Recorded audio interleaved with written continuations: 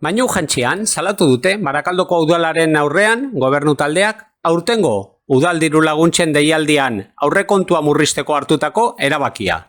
Gizartekintza sailak, udabetean, gizarte larrialietarako laguntzetarako Eusko Jaurlaritzak esleitutako aurrekontua, ia 2 milioi euro, agortu ondoren, udalen diru laguntzak arautzen dituen dekretua onartu du.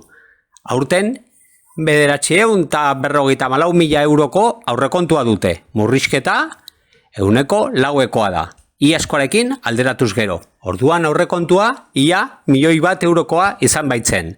Aurrekontuaren murrizketa hori, 27%koa da, 2021ko aurrekontuko 1.300.000 euroen aldean.